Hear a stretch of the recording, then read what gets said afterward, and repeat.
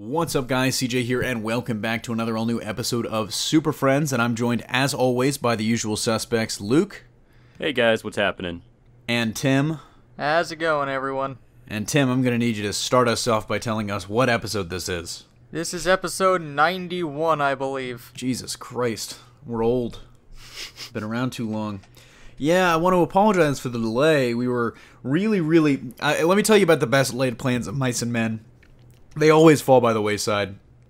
And we were originally planning to live stream during SDCC. We were going to do another crisis-type crossover because we were going to have the entire cast of Super Friends, us three.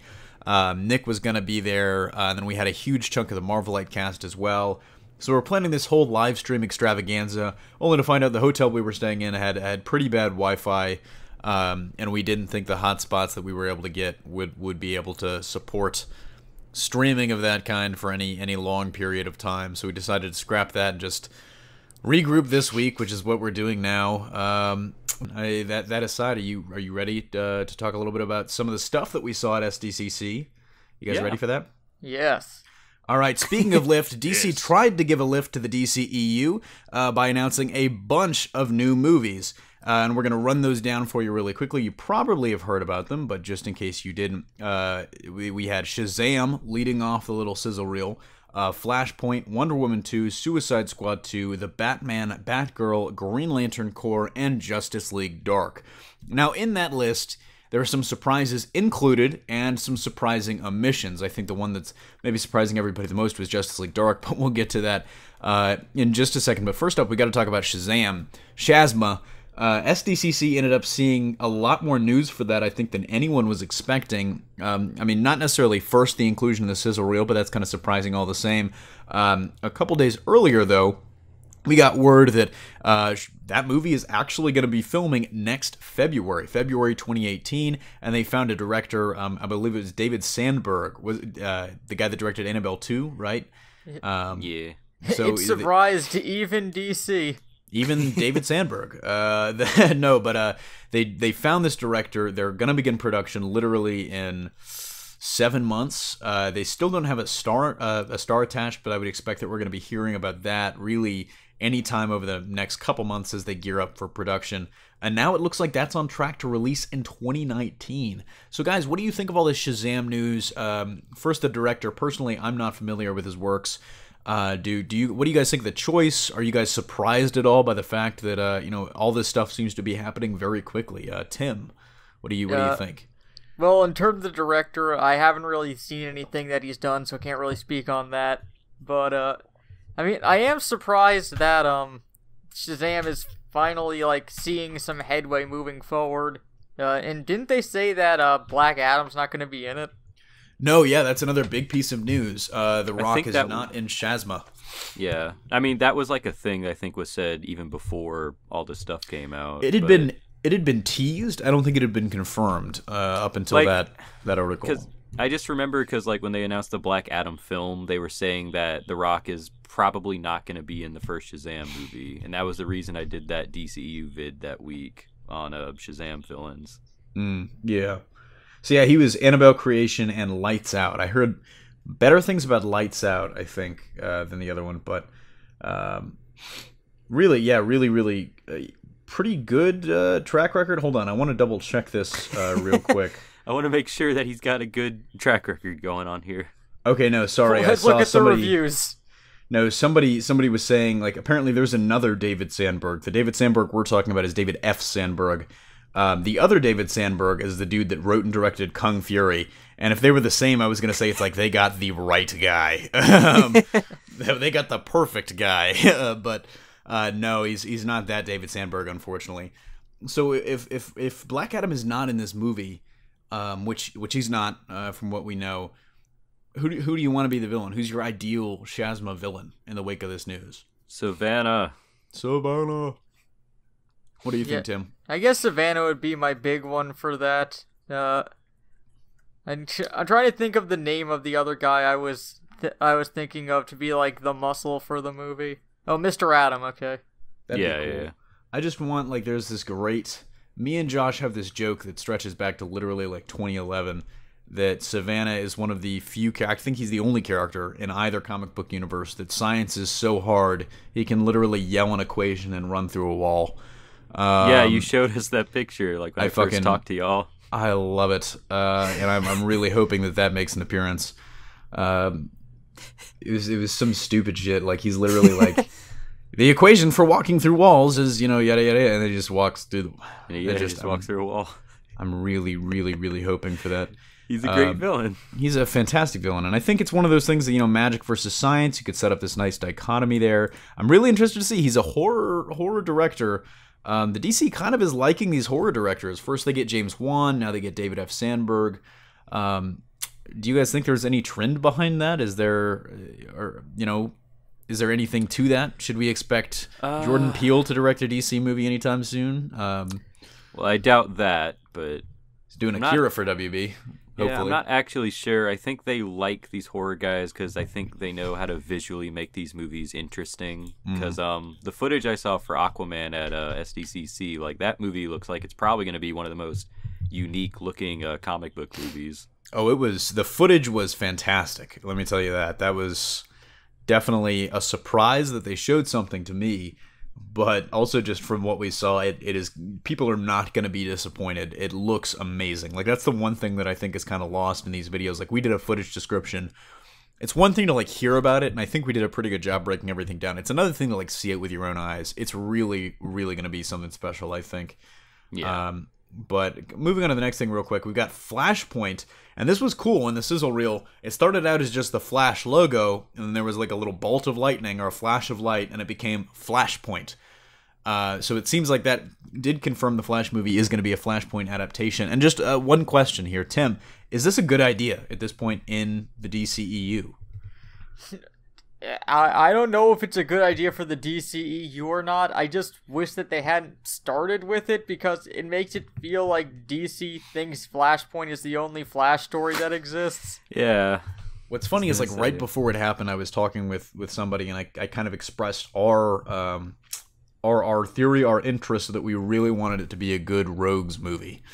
And they were like, yeah, that would be good. And then, of course, 15 minutes into the presentation, we get but Flashpoint. Fuck that. Yeah, fuck you guys. Yeah, fuck that. Remember this story that nobody ever stops talking about?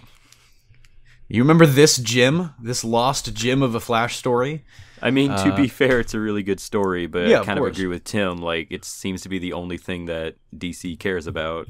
I see a lot of point to follow it up. I see a lot of people saying this could be the time, even though it's relatively early on. This could be an opportunity for WB and DC to fix some things, to change some things going forward, right the wrongs, and potentially definitely make some changes. Do you guys think they're going to take that opportunity? Have consequences. There you go. Barry's sticking his dick in the timeline again. Do you guys think that they're going to take that opportunity to change some things? Luke? Probably. There's a lot of case there where, like, if you mess with the time stream, you can just change stuff. And I mean, I feel like the big theory right now is that they're using this to recast Ben Affleck without it being like a huge thing. But again, like, the whole Ben Affleck thing, I'm not even sure how, like, big that is in terms of, like, if he's going to be leaving the DCEU or not.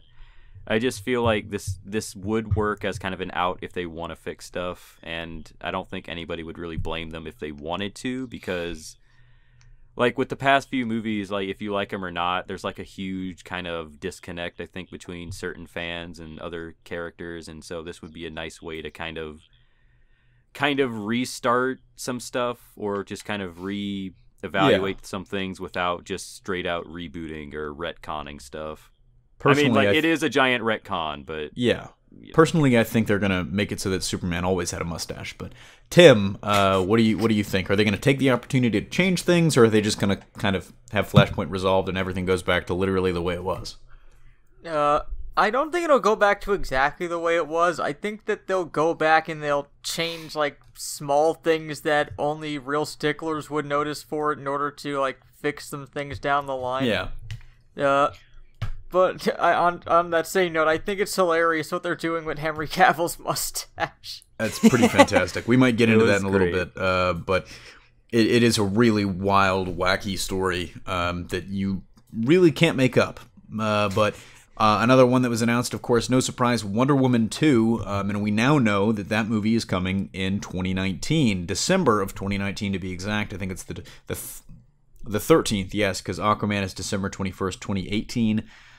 So December 2019. The only issue that I can see with that date is it might run into Star Wars. That's if Episode 9 moves from May of 2019 up to December, like Episode 8 and Episode 7 have done. Do you guys think that maybe that'll be a problem for Wonder Woman 2? Or, what are you guys thinking? Are you thinking they might potentially move back, move up? Who knows? I mean, I think it's so far out that there's always potential in the future to reschedule it.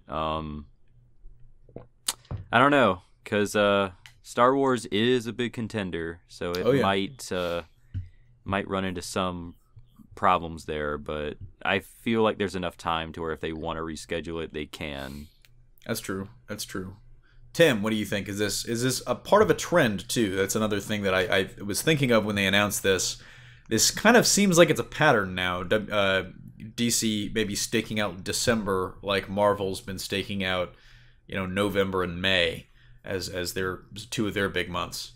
Well, honestly, I don't know, 'cause if you remember going back, like, I thought that Wonder Woman's position where it was would hurt it, but for some reason, all the blockbusters did poorly this year, even the ones that weren't that bad. That's true. All of them pretty much have tanked so far. Yeah. So who knows what will happen when it's released. But no, the last two movies on that list in the sizzle reel were Green Lantern Corps and Justice League Dark, which came as a surprise to a lot of people. But speaking of those, I guess the quick final question, which one of those were you more surprised by, GLC or JLD?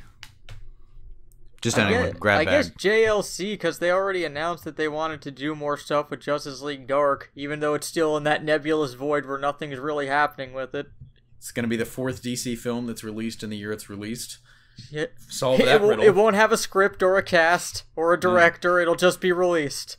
It's a vine, actually. WB really is pushing the envelope of social media trends by releasing a movie on a now 2-year-long dead 6-second video platform. Luke, which one were you more surprised by?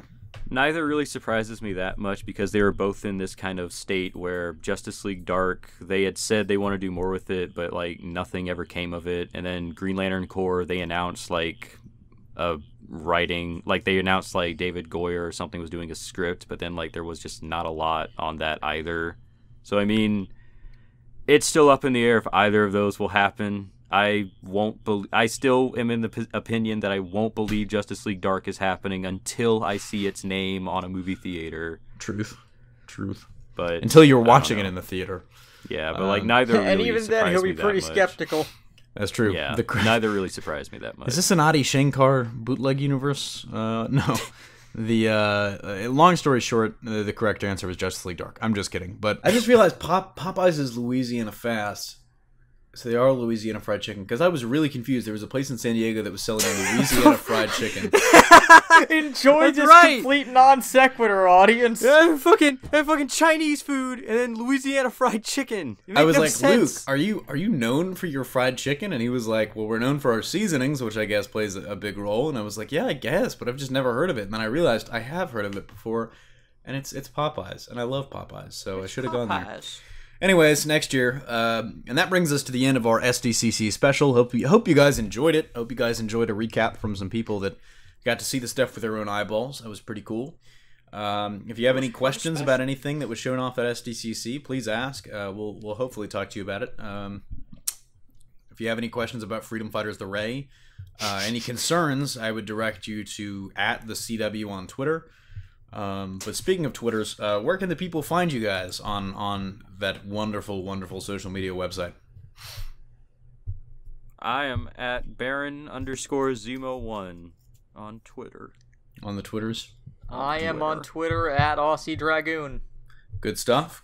I'm on Twitter at CJ Pascal. Pretty simple if you know how to spell my last name, which is harder than it sounds, literally. I think that's gonna do it for Superfriends episode 91, wasn't it? We're into the 90s. Yep. We're in 91. Hopefully we'll do a crossover at some point. I mean, I don't know when. We're all 90s kids now. Crossover with hybrid movies. Yeah, we're gonna do that. Marvel is I think 2 episodes behind us now. But which they're means that at 89. episode 99 we might get a 2-week break. That's true. Although we probably are never doing that again. But no vacations. But speaking of that, I'm just glad that we had news this week. So on that positive note, for Luke and Tim, this is CJ, and we'll see you next week. Bye. Later. Hey there, if you're a fan of these podcasts and you'd like to hear the full unedited show, head on over to our SoundCloud page, where you can get all of our exclusive podcasts at their full length, for free, on the go, or on the website at soundcloud.com/hybridnetworkyt, and hopefully we'll catch you there.